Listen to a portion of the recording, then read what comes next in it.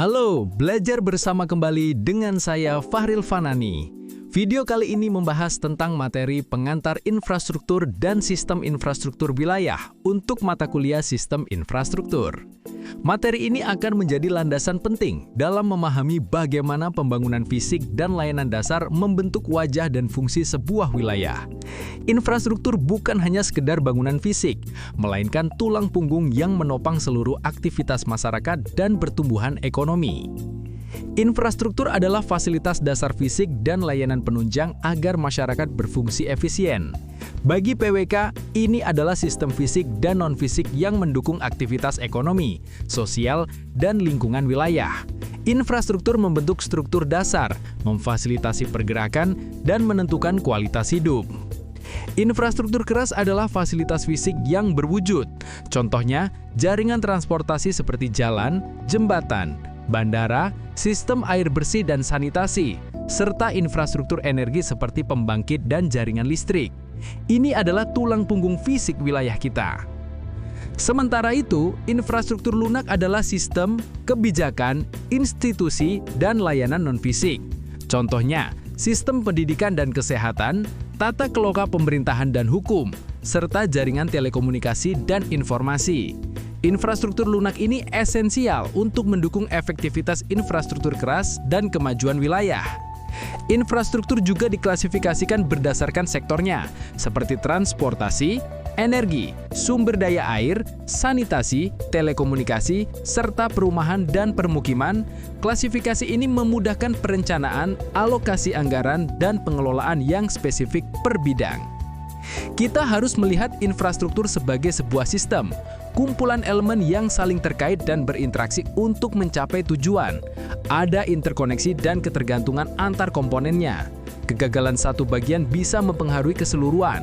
Pendekatan sistem penting karena kompleksitas dan dampak luas infrastruktur. Sistem infrastruktur memiliki komponen: input, dana, lahan, kebutuhan, proses, perencanaan, desain, konstruksi, operasi, output, layanan yang dihasilkan, dan umpan balik evaluasi untuk perbaikan.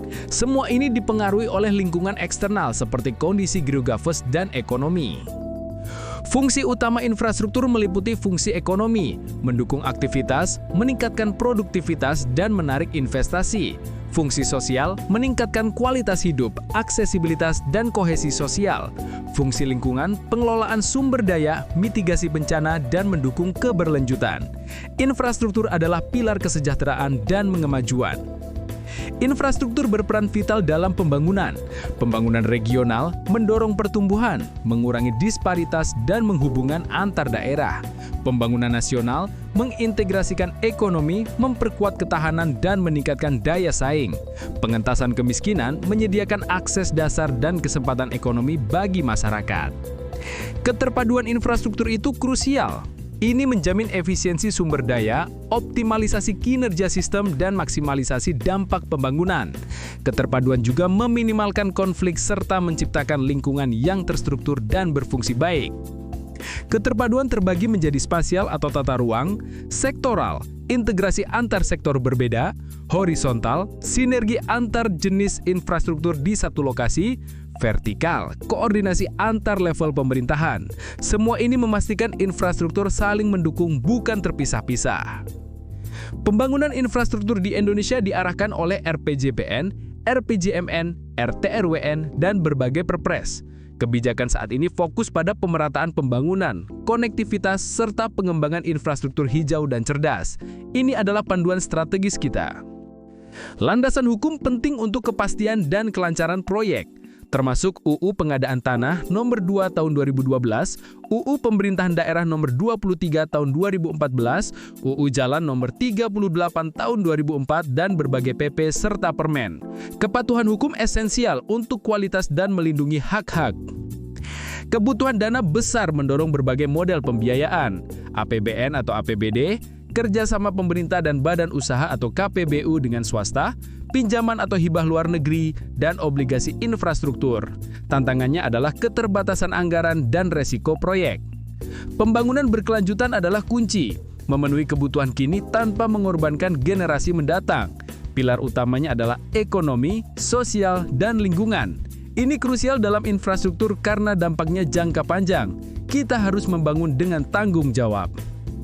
Prinsip infrastruktur berkelanjutan meliputi efisiensi sumber daya, dampak lingkungan minimal, resiliensi terhadap iklim, inklusivitas sosial, dan tata kelola yang baik. Ini adalah panduan praktik untuk pembangunan infrastruktur yang bertanggung jawab. Untuk mengukur keberlanjutan, kita pakai indikator. Contohnya, ekonomi, rasio biaya manfaat, penciptaan lapangan kerja, sosial, akses layanan dasar, kepuasan masyarakat, lingkungan, penurunan emisi karbon, penggunaan material daur ulang. Indikator ini alat evaluasi dan perbaikan kebijakan. Pendekatan sistem melihat entitas sebagai bagian-bagian yang saling terkait. Ini holistik, interdisipliner, terstruktur, dan berorientasi tujuan. Penting dalam perencanaan infrastruktur karena kompleksitas dan keterkaitan komponennya. Mencegah perencanaan terpisah-pisah. Langkah pendekatan sistem, identifikasi masalah dan kebutuhan. Rumuskan tujuan, kumpulkan dan analisis data, kembangkan alternatif, evaluasi alternatif, pilih solusi terbaik, implementasi dan terus pemantauan dan evaluasi dengan umpan balik untuk perbaikan berkelanjutan. Ini siklus berulang. Indonesia menghadapi tantangan besar, keterbatasan anggaran, masalah pengadaan tanah yang rumit, ketimpangan spasial pembangunan, dan kualitas serta pemeliharaan infrastruktur yang belum optimal. Tantangan lain termasuk kurangnya koordinasi antar sektor dan level pemerintahan, potensi dampak lingkungan dan sosial, kerentanan terhadap perubahan iklim dan bencana, serta keterbatasan kapasitas sumber daya manusia. Semua ini memerlukan solusi yang komprehensif. Strategi mengatasi tantangan, diversifikasi sumber pembiayaan, misalnya dengan KPBU, penyederhanaan regulasi dan proses, terutama pengadaan tanah, dan pemerataan pembangunan dengan prioritas di luar Jawa. Ini adalah langkah awal menuju solusi efektif. Peningkatan kualitas dan pemeliharaan infrastruktur, penguatan koordinasi dan kolaborasi antar pihak, dan penerapan prinsip infrastruktur berkelanjutan secara menyeluruh. Tujuannya adalah infrastruktur yang kuat dan bertanggung jawab. Strategi terakhir membangun infrastruktur yang tangguh bencana dan adaptif iklim, peningkatan kapasitas SDM dan adopsi teknologi digital, dan partisipasi masyarakat sejak awal proyek. Sebagai kesimpulan, infrastruktur adalah fondasi penting yang kompleks. Keterpaduan dan perencanaan berkelanjutan sangat krusial.